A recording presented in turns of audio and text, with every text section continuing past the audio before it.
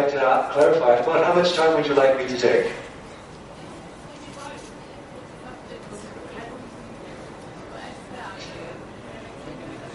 45 minutes. Okay. Very good.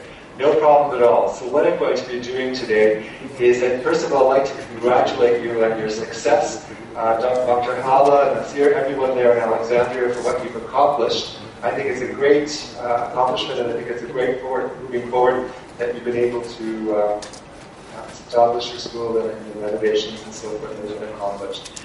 Today, what I'm going to be doing is looking at a discussion which is reuse, reduce, and recycle. This is probably a pretty international symbol at this point, and many people recognize it. And what I'm doing now is I'm going to switch the screen, and I hope that you see the reuse, reduce, and recycle screen, which is now on. And what I'll be doing is talking about how to look for information. And I'm going to base it around these three concepts of reuse, reduce, and recycle. So first of all, the first concept you want to do is to be looking at three concepts to remember is to reuse. Always try to locate information, resources that have done the work for you. That's the first thing, and this is going to be really important. Second thing is to reduce. Attempt to reduce the unrelated information to find the relevant information. And then also to recycle. Look for or at local resources that are relevant to your situation. These three concepts will be what I'll be talking about. And what I'll do is I'll demonstrate some of the resources that we use in order to do this. What I've done is I've sent to the team in Alexandria a handout that has all the important URLs and the websites listed on them. So you don't have to worry about trying to write them down during my presentation. They're available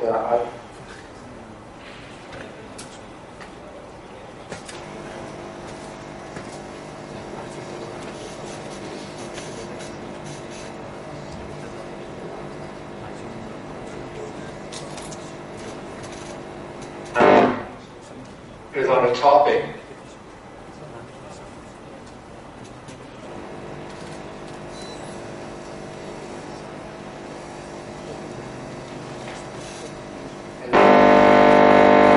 And some of the sources that I'm going to recommend, such as Cochrane Library, contain what are called systematic reviews that contain synopsis of many studies. So what is a systematic review? A systematic review looks at a question, and then the question is that you have a question like, is there an association between chronic kidney diseases and exercise? Now, you could go and search and find a few articles, but in a systematic review what they do is that they will look at all the mainstream literature. So they will look at places such as from the Lancet, BMJ. A systematic review will also look for articles and studies in non-English literature. So that could be, for example, in Arabic. Then we also have commercial studies or reports. Did anybody manufacturing medical devices doing studies? And then you also have studies coming from the grade literature. The grade literature are documents that are not published in journals, they're not published in books, but what it is it could be a document, even, for example, coming from a university, such as a doctorate thesis, a PhD student does some work on this area. Or you could potentially also have a situation like WHO, where we produce a document, and that's a piece of grey literature, meaning it's been published, but not a lot of wide distribution.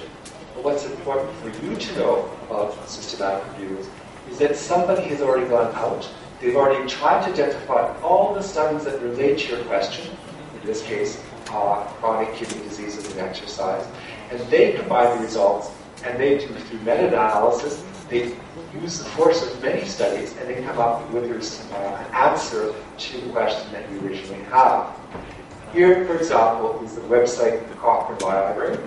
I just went into there, and I put in the words chronic kidney disease, and I also put in the word exercise, and I searched in the database. You can see there's a search engine out here in the upper right-hand corner, and it comes back with the results.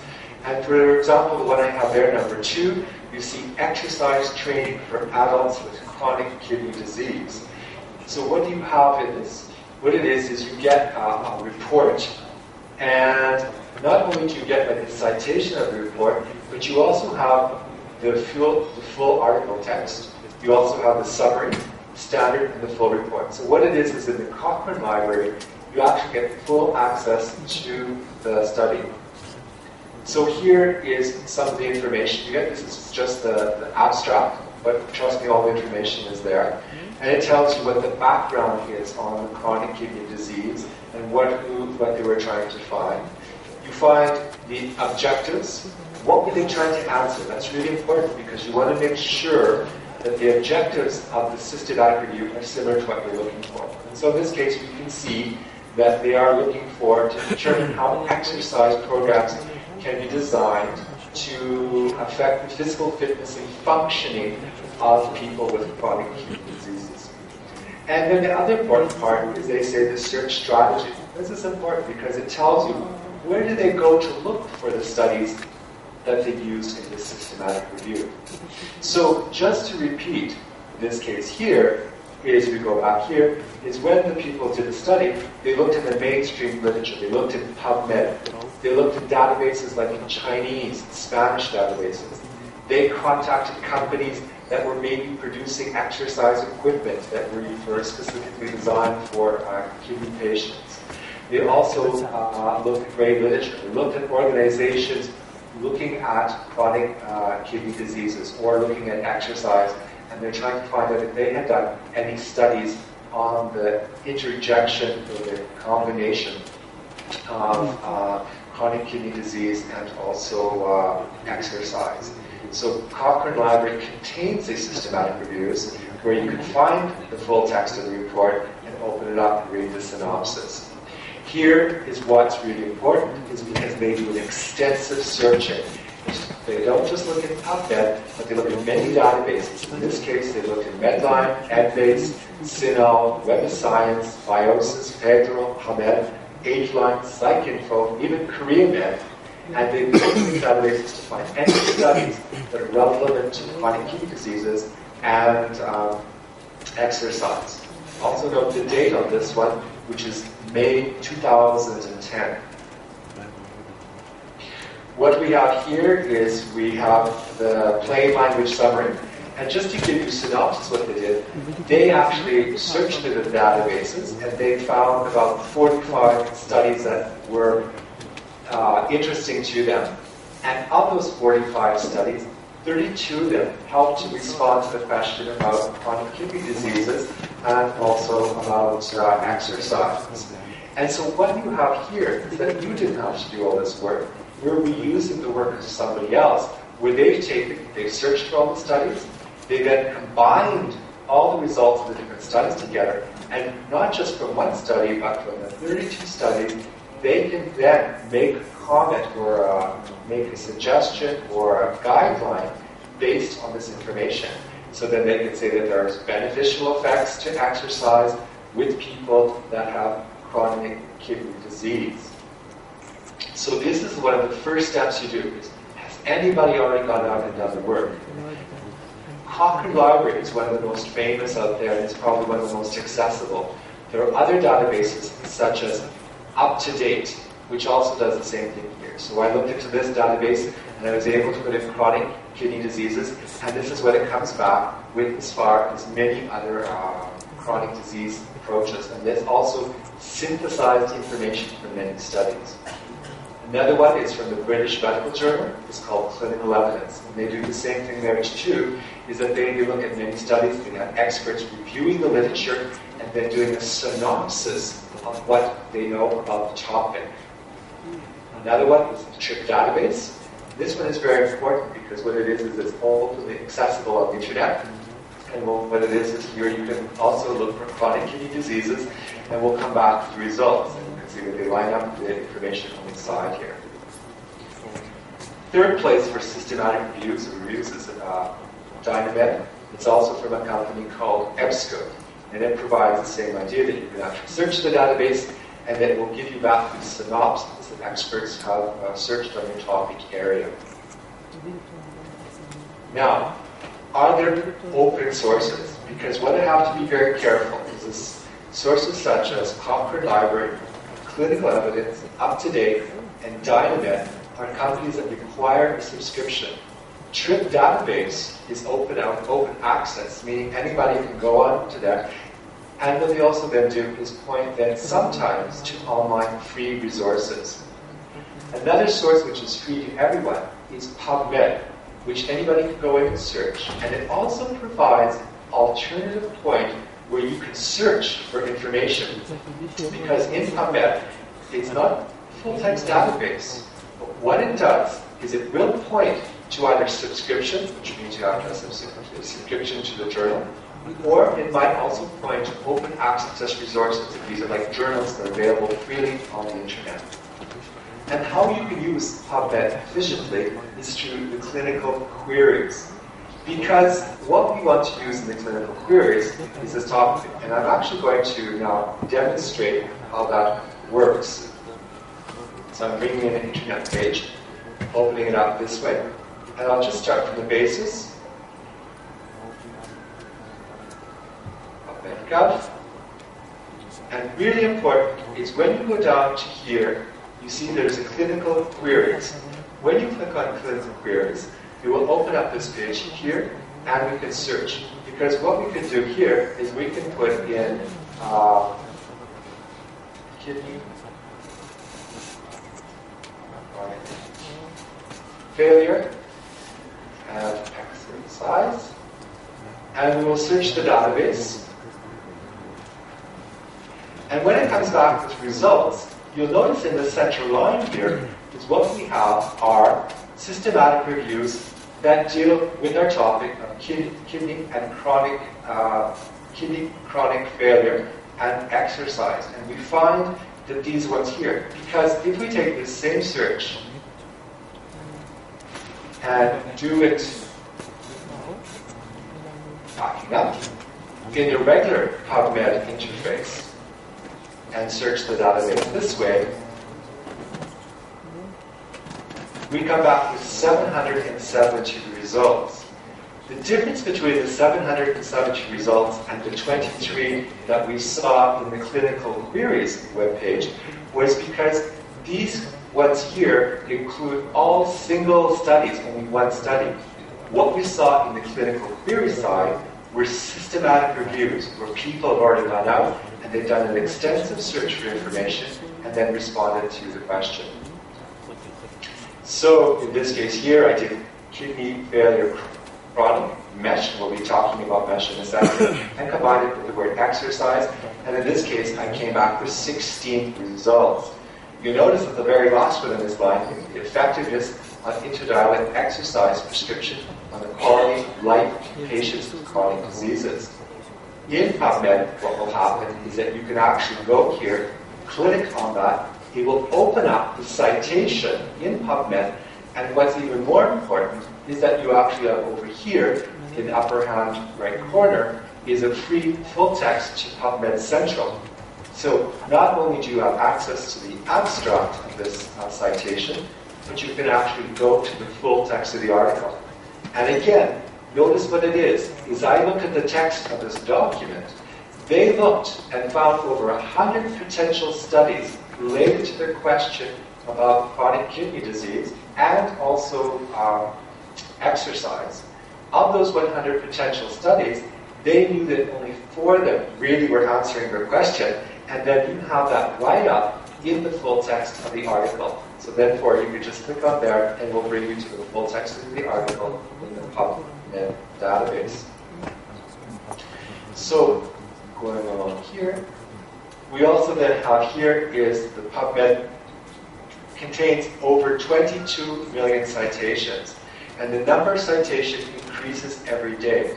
That's why when we're searching for information, is you have to have the ability to able to reduce sometimes the amount of citations you're getting. So ideally, you're looking for this systematic reviews, these review studies where they look at numerous studies. How do you, when you don't find a systematic review, or you want to do your own looking at the studies, how do you find the relevant citations without missing what's important? Because you can drown in too much information. 22 million citations is an overwhelming amount, and putting in any kind of term will bring you back hundreds of citations.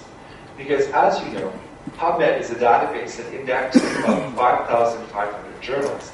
And when you look at here, you just put in the word chronic kidney diseases, you come back with 469 citations. So what's really important about this is what can you do with 469 citations? Are these ones that are really most important and relevant to you? Okay? Sometimes you actually end up with too little. In this case, for example, I put into PubMed, I typed in chronic kidney diseases as a title, and then I typed in the word Middle East because I wanted to see what was available in the Middle East. And here I come back with only one citation, not very much information. So have I reduced too much? What's really important in these databases is to use the terminology that we call MESH. MESH are medical subject headings, and it's used by the National Library of Medicine as controlled vocabulary in the thesaurus used for indexing articles in PubMed.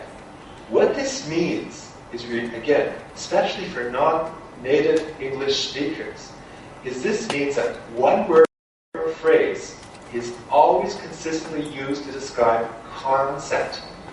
So what now the situation is that in the database, authors can use all the terms, such as the keywords, such as end-stage kidney disease, disease end-stage of the kidney, chronic kidney failure, or they can use renal disease, end-stage renal failure chronic. You can see the whole list of 20 words, even acronyms such as ESRD. The actual term in the database that's used, the controlled vocabulary, is called MESH, kidney failure, chronic. And we'll show why this is important within the database. Where do you find the MESH database? Many of us are used to searching PubMed, and we just go here and type in terms. But you'll notice that there's a drop-down menu in the PubMed database, and what it does, it will open up a MESH database. What to remember about the MESH database is that it is a standardized vocabulary dictionary of words. So I'm just going to run through to make it very clear to you what the MESH is used for. What it is that it's human beings who are indexing the journal articles. And so there's more than just the author involved in the situation. There's also what is called the indexer. And this is one of the only few photos you'll see of me in the presentation, using the MESH terminology to describe an article. So the standardized vocabulary is always using the MESH terms to describe a unique concept. So let's try and see this will work. So the indexing process is, we have Dr. Najib. Dr. Najib writes an article. This article, called Index Medicus for the Eastern Mediterranean Region, is published in a journal called Emerging Themes in Ethnology. What you then have is this journal is sent to the National Library of Medicine in their library. You have a librarian, like myself, who will then scan through this article. And what I will do is I will enter into the database PubMed the journal title, what year it was published, the title of the article, the author, in this case Dr. Najib, and also usually where Dr. Najib was. At this time he was still in the Emerald office in Cairo. What I will also then do is I will pull out my MESH database. And at one time it used to be a book format, but think of it just like a dictionary. I actually have an online version now. I will go through the dictionary and I will try to find words that will describe the article, and I will add these words on and put them also with the citation. So in this case, I've enhanced the record because not only have I used the information from Dr. Najib with the title of the journal, article, and also his name, but I've added all these MESH terms which help to describe what Dr. Najib had written about in this article. So, is CKD, chronic kidney disease, a MESH term? Well, actually it's not, because what it is that we don't find it listed as a MESH term. What it is when we look at a citation where we see chronic diseases in the title, we go through the MESH terminology. How you find that mesh terminology is right here. You click on this thing where the little X is, the cross, open that up, and that will display the mesh terminology. And so what we have here is we go through the list and we see, aha, it's not chronic kidney diseases, but what we actually have is kidney failure chronic. And that is the mesh term that we should be using in order to find terms about chronic kidney diseases. When we go back to the mesh term, and we sometimes you can put in chronic kidney failure, and what it does, it will lead you to the term chronic failure, kidney failure chronic. And just to give you a demonstration of that, is I come over here, here's the Cochrane Library, and what I do is like this, is I go to PubMed, I open up the database, and notice the drop-down menu. And what it does here is I type in mesh, I choose that as an option, and then what I can do is I can do chronic kidney failure, because that's the term I'm looking for. I search not PubMed, but the database. And what it does, it says, you shouldn't use chronic kidney failure because the indexers for the National Library of Medicine use the term kidney failure chronic. I then take this term and add it to my search builder, and then underneath it, what I do is I can then search PubMed under the second button. Clicking on there will then send my mesh term. And notice now the difference in the number of citations that I've come back with. I've come back with over 70,000 citations. So you're saying, well, is this really good? Well, what's really important about this is that you are getting truly articles now that are looking at your topic area. Because remember, the human looked at the articles and said, these are about chronic kidney failure or chronic kidney diseases. So I'll just go back to the PowerPoint and show you something. So here you can see where you come back with very good results. Now the other thing that you can also do is you can still also search with keyword, but when you search with keywords such as chronic kidney disease, notice here that I put a little asterisk behind the word disease. What that is called truncation. Truncation is very important because what truncation would like you to do is to be able to find all variant forms. So you can find chronic kidney diseases, chronic kidney disease, or chronic kidney diseased, or any possible variation of the word disease. And that brings me back more than I had before when I put in chronic kidney diseases. Here I'm getting 11,000 citations dealing with chronic kidney diseases. So what does this all mean? What you're going to be trying to do is you're going to be trying to take your mesh term, such as kidney failure chronic, and then you're going to be wanting to combine it with your keyword search, which is chronic kidney disease, with the asterisk symbol, meaning looking for many different terms. And then you combine them together. And notice now that it comes back with over 77,000 citations. Now, you're going to be saying to me, weren't you talking about reducing? Yes, there is a way to reduce your citations, because normally you're not just interested in kidney failure, you're all chronic kidney diseases. You're also interested in exercise. So you have a second concept that you're going to run in the database. But just to show you that by using mesh terminology and combining keywords correctly, you get 77,000 citations versus the 469 when you just typed in the phrase chronic kidney diseases in PubMed. What can we do with this manipulation is that we can then take those citations and we can combine it with something else. Say we're interested in finding out about Egypt. How many citations are in the database about Egypt? In this case here, I've taken the mesh term for Egypt, which happens to be Egypt. I've also taken the keyword Egypt and looked in all fields. In this case, I've also truncated an asterisk. This will bring back Egyptian, Egyptians. It will also bring back Egyptianized. It can bring up any kind of term where Egypt is the beginning of the word and adds on any ending to it. With that, I come back with 28,000 citations on Egypt. So now I have chronic kidney diseases, And I also have a lot of citations about Egypt. How do I find the citations that deal with Egypt and about chronic kidney diseases? What you do is you actually want to be going into the advanced search. Notice here where it says advanced, because every time I do a search in PubMed, it's recording down all the different terms that I had put in. My first concept, number one step, was kidney failure, chronic mesh, or chronic kidney diseases.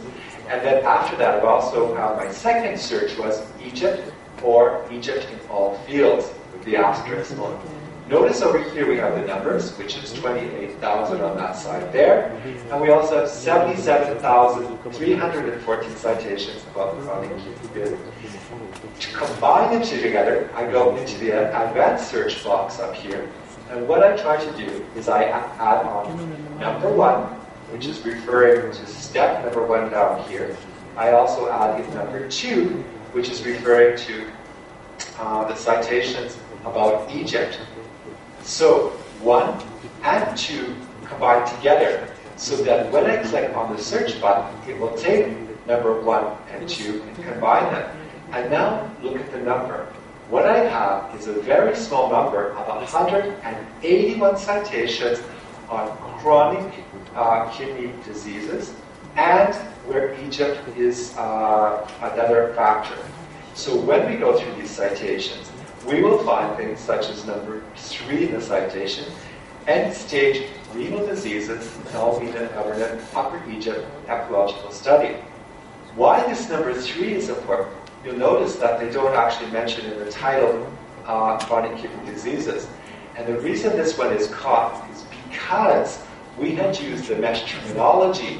And if you remember back in our slides, is that when the author wrote end-stage renal diseases, now just be very careful because you might get dizzy. I'm going to go back to one of my citations here, which is this one here, is you saw that when the indexer saw end-stage renal failure, he attached to it the word kidney failure chronic. The mesh terminology was then used to describe that article. So that's what's important, because if we had only put in chronic kidney failure, this citation on Egypt would not have been found.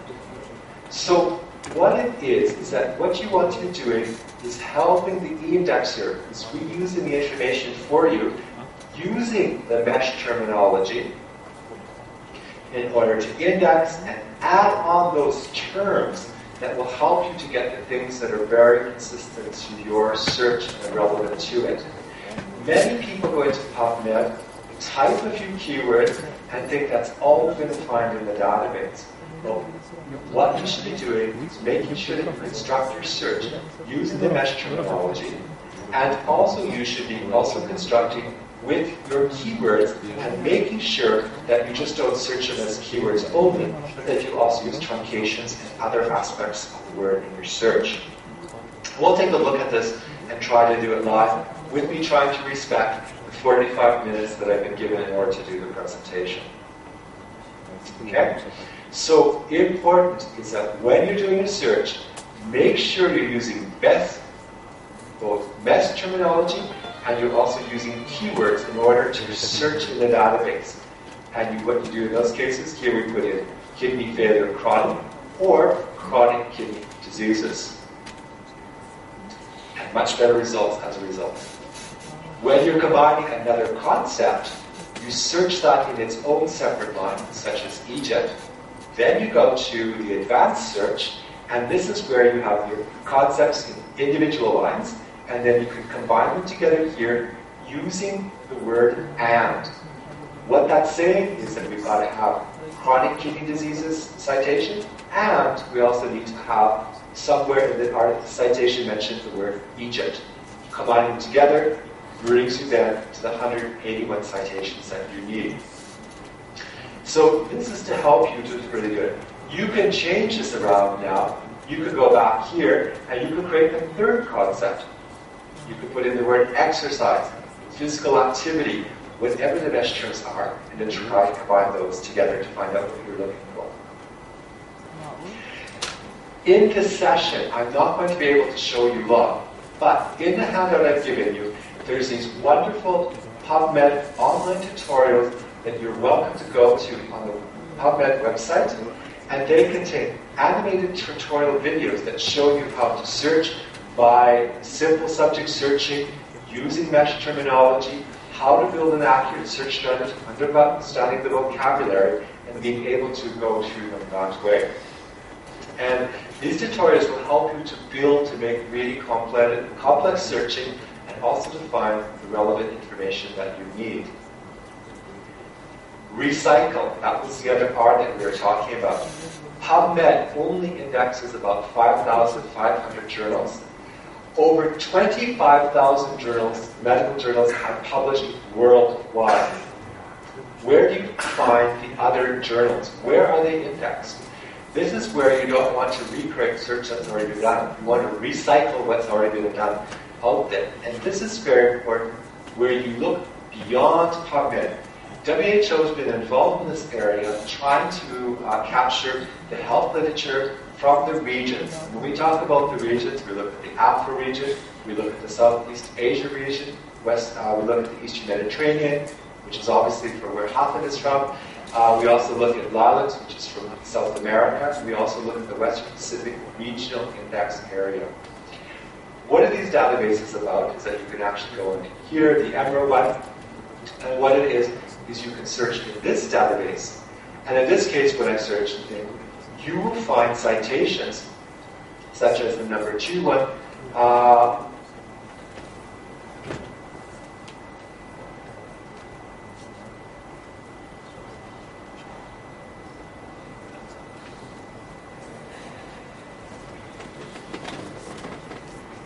which is a PubMed. These journals supplement what you're actually finding in PubMed, because many of them are not indexed in PubMed. So what it is that if you're interested in chronic diseases in Egypt, you would want to look at PubMed, find out what's been published in the journals that PubMed indexes. Then you want to go to the EMR Index Medicus, which is coming from Cairo, where they're doing an excellent job of indexing the journals from the Eastern Mediterranean region and putting them in the database in EMR Index Medicus. And you would search this database also. What's very important too is that they also use the mesh terminology in order to index the database, this journals in this database. That means that the terminology that you used in PubMed would also be very useful searching in the database of EMR Index Medicus. That helps, again, save you time, reduce what you're doing, recycling your search into this database here. Then eventually what you do is many times you have access to the journal websites, and in this case you can go to the Alexandria Journal of Medicine and then potentially find the journal articles that you found in Index Medicus for the Eastern Mediterranean region. Okay? So the lessons that we've learned here is, first of all, reuse. Try to find systematic reviews as a first step. Don't go out and try to recreate a search strategy, look at thousands and thousands of citations when somebody might have already done the work, done an extensive searching job, and then synthesized the results in a meta-analysis and given you a synopsis or a review of what you're looking for. Reduce time by searching efficiently using mesh and advanced techniques. Keyword searching has become the norm because we're so used to going to Google and putting in a few keywords and coming back with results. What you want to be doing in PubMed and other databases is making sure that you can use the terminology that they have in there where a human has already done the work for you and helped you use the mesh terminology to describe it. We also then have recycle. Use more than one source. PubMed is great, it's a wonderful resource, but don't forget to try EMR to see what they have available in their database, because they have research that's already been done in the Egypt area, and you want to recycle that in your searching. So what I'm going to do now is I'm just going to go back and I'm going to bring over a search engine string. And do that. I'm just going to take one moment to take a glass of water. because I will be able to then go a little bit further. And I'm just wondering whether you're finding so far in the session, if there's any questions. I'm going to ask Nasir if he can start taking them. It would be really efficient if he would type them into the machine. But what I'm going to be doing is just showing you briefly some of these resources. So we have looked already at, I'm just going to open it up again.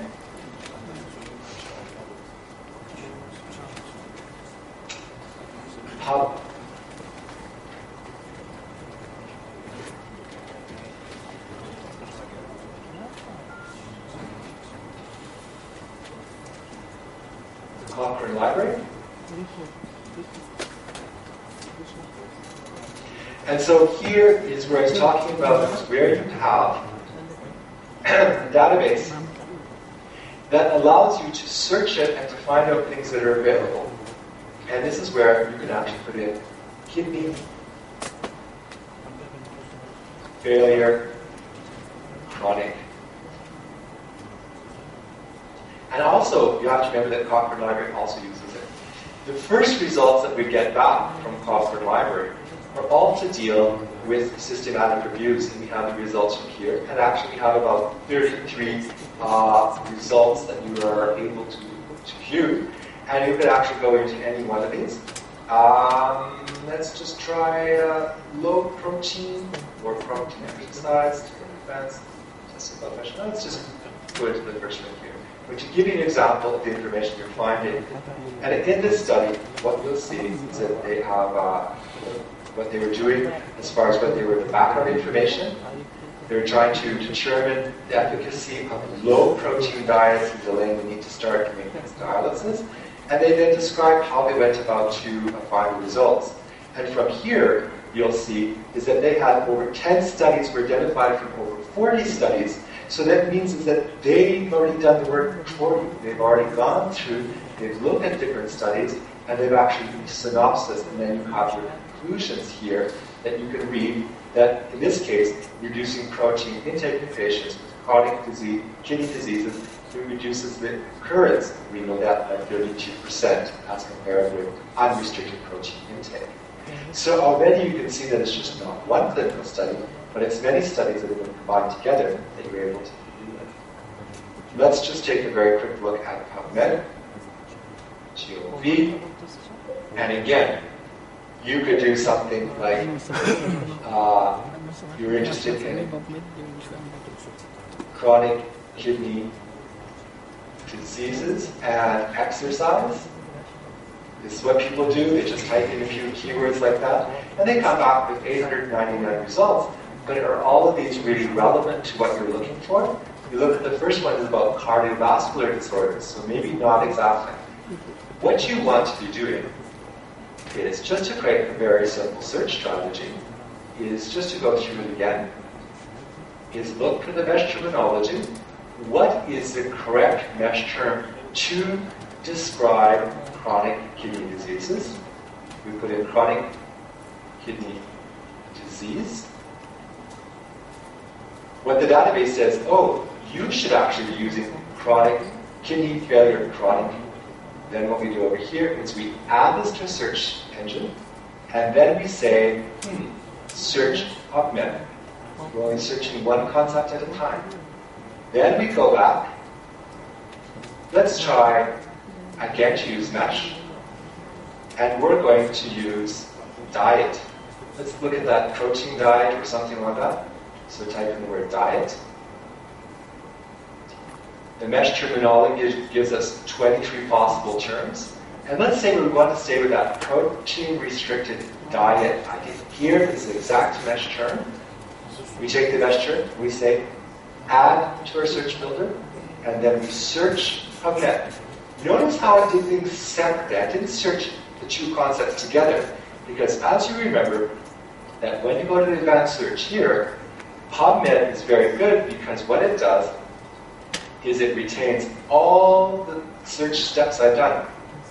At this point, I will say, remember, I want all the citations about kidney failure chronic.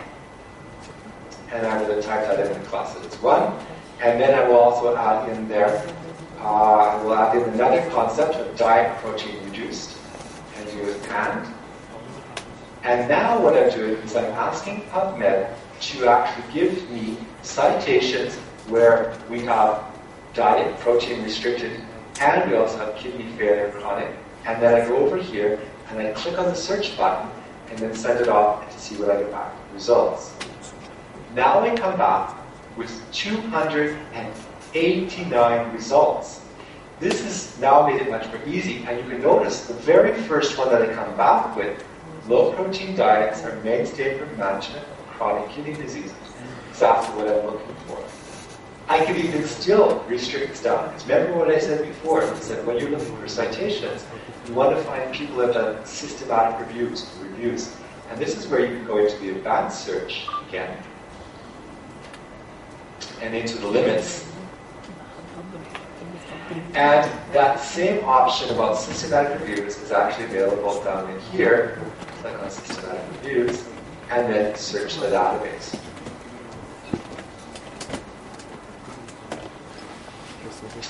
Then I go back and advanced search. I take advanced systematic reviews and combine it with number 10, which is those 286 sub-citations that we're dealing with low protein diet and also dealing with chronic kidney diseases, and combine them together. And then come back with 17. What's with these 17 is generally all these ones, rather than being individual studies, will probably combine a number of clinical studies together in one review. And this is what we really want to get, because 17 citations are much easier to go through rather than trying to go through ones that have 289 or 66,000. Okay? So what I've been doing through this thing is that to give you the understanding, Dr. Hala said that you're all already fairly proficient in searching. So you know about searching for PubMed, you probably know about searching on Google, but when you get lots of results, you want to make sure that first of all you're going to resources that have already compiled the results for you. So that's like Cochrane and other sources like that. Then you want to go to PubMed, which is a good quality source of clinical studies, but in order to deal with those 22 million citations, what you do want to do is be able to then also search efficiently and come down to a nice number of 17 rather than going through thousands and thousands of citations. And don't forget, we've got a great resource in Cairo. Eastern Mediterranean Regional Index Medicus is unique information you're not going to find in PubMed that might be very relevant to your situation because it's coming from your region, depending on the question. Now, that's in 45 minutes, 3 points I just wanted to get to you so that you would have know about what it is. But just to recap on that and to show you what we learned is reuse. Look for the systematic reviews. Reduce your time. Learning how to use Mesh, how to use advanced searching techniques in PubMed, and recycle. Don't forget to go to those resources that are local to you, that is going to find stuff that's local to Egypt, to the Eastern Mediterranean region, or whatever situation that might be. There. This has been a great experiment for us, because not only have we been able to get Dr. Najib, also get Hatem from Cairo that is able to become on. I hope that I've been able to present some of the information to you within the 45 minutes that have been allotted to me. I'd be happy to take any questions that you might have. Also, I'm a great person to take anything by email or to respond to questions or to do any kind of follow-up. We'll be using this technology more often. Go to meeting, go to training, where we can connect by the internet and do it that way. So with that, I'd like to thank you for your attention. And if there's any questions at all, I would really appreciate that. And if they could have not only that the questions are spoken in, but if also the person could type it into the chat machine so that I can also read the question at the same time. So I hand it over to Nasir, if he would like to say anything.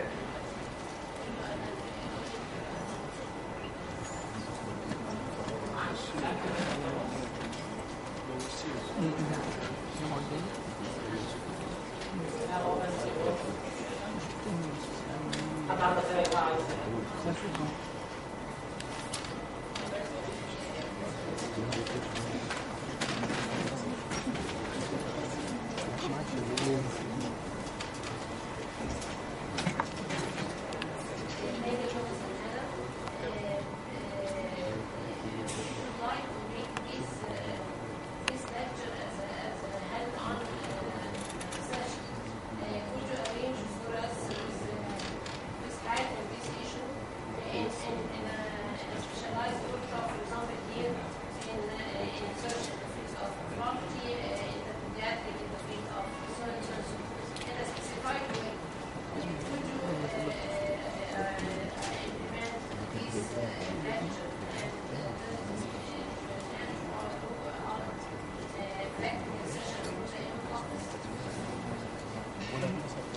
That's a great question. Thank you, Dr. Hala. What it is that currently we're working right now here in the WHO office, working in conjunction with HATA in Cairo, is that we're creating small, short videos, very similar to the ones that I talked about on the PubMed tutorial webpage. And actually what we're going to be doing is we actually have some of them translated into Arabic. And we will be able to use those little tutorials in conjunction with the software that we're using right now, GoToMeeting, so that people will be able to have the videos, and if they're in the computer lab, they can then use the little videos and then at the same time do hands-on and have somebody like myself or Hatem in Cairo coming in through GoToMeeting. And so this is a very good possibility. That's actually where we're going. We felt it was important for the short videos to be Arabic because you're having to deal with an interface in English and having to use English terminology because Mesh is available in the PubMed database in English. So the idea behind the support for the tutorials was to have them in Arabic so that you could understand the concepts and it would be clearer and faster for you to grasp onto them.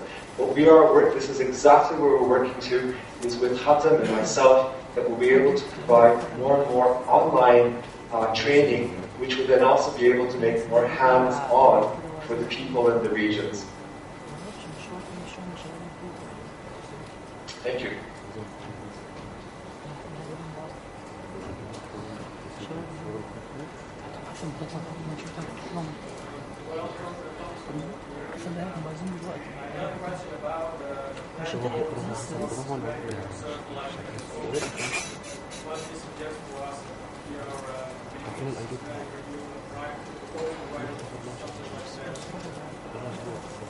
Okay. Yeah. So what it is just understand the difference. Is because Ovid is a company that provides an interface to searching databases. So Ovid provides an interface to searching such as Medline, which is basically the same thing as PubMed. It allows an interface to searching PsycInfo for Embase, for clinical evidence. So Ovid is only an interface. It's not necessarily the database. Some of the librarians prefer the Ovid interface. However, the PubMed interface now has got very good over the last 4 or 5 years, that most people now are using the interface of PubMed to search Medline. Cochrane Library is itself its own resource. You can actually access the Cochrane Library also through the Ovid interface. It doesn't really matter. I think what's important with the Cochrane Library is that the Cochrane Library is an excellent place to look for a model. When you're doing a proposal, you want to see, how do I write a proposal and a search strategy? How do I write up my question? How do I say what I did when I was looking for information? So looking at any Cochrane systematic review is a good example of how you should document the process of when you're doing a proposal. Okay? So this is the thing. What it is that, what I'll say about it is that Cochrane Library is a very good resource. It's also fairly accessible. Many institutions, even in developing countries, can get access to it at almost no cost or very low cost. I'm not sure of the situation in Egypt, but for example, all of South America can access the Cochrane Library. through Wiley. And many European countries now also provide full-text access to it. Some countries you still have to purchase it, but it's a really main resource. Other ones like UpToDate, Dynamed, and these ones are commercial companies. They do charge a fair amount of money in order to do it. And this, again, it depends on what access you have to the resources. But they've given as examples of what you can look at. But just to be aware, look for these resources where you have systematic reviews embedded in them, because that's what we want to be looking for information. Thank you.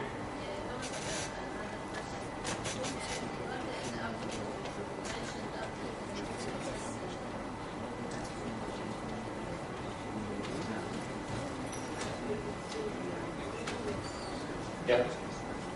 So, just to mention again, is UpToDate, Dynamed are coming from commercial companies. They require a subscription. The other open source one, I mean, Cochrane Library comes with a subscription, but generally tends to be very nominal, that it's not that expensive, and for many countries it's for free. For TRIP database, which is one of the ones I mentioned in my PowerPoint presentation, we can actually go back to those ones here, and I make you all busy with the screens going backwards in that way. Is what you find in TRIP database, which you have here, is that many times, you see the little green thing? This is pointing to resources that are actually available on the internet for free, or open source ones. So this is a problem in the information world. We have lots of information out there. Some of the best quality information, unfortunately, is still subscription only. You have to pay, or your university or your library has to give you access to it, unfortunately.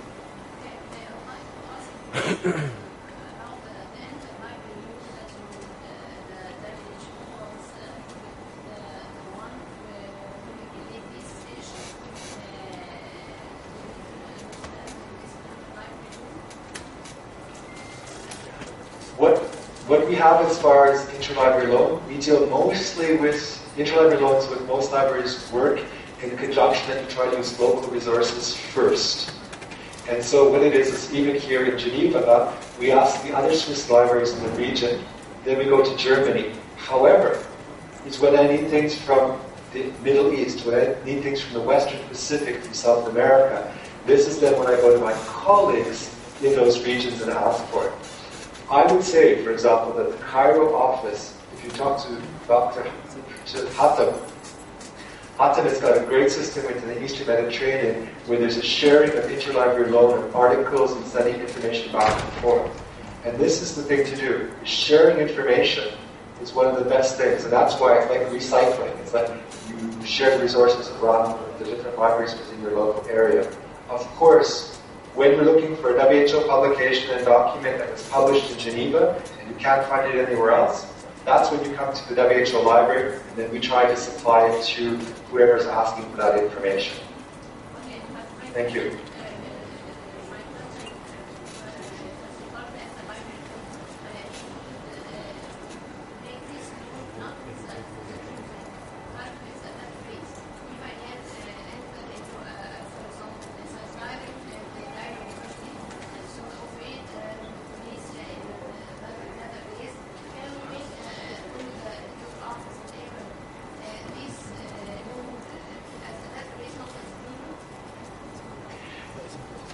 Generally what it is with the databases, they don't allow people to use them outside their own institution, unfortunately.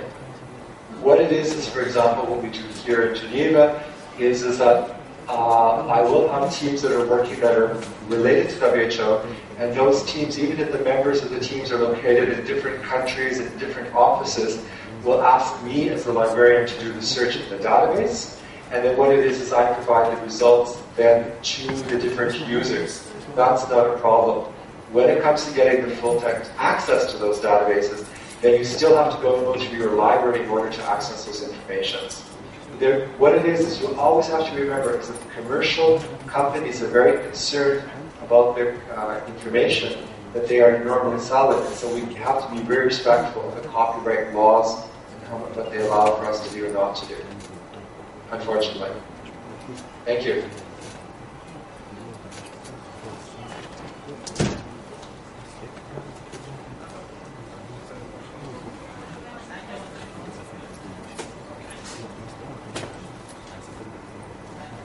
Okay. Thank you very much. Salam alaikum and happy Eid, I think, which is just ending the other day. So all the best to you in Newton.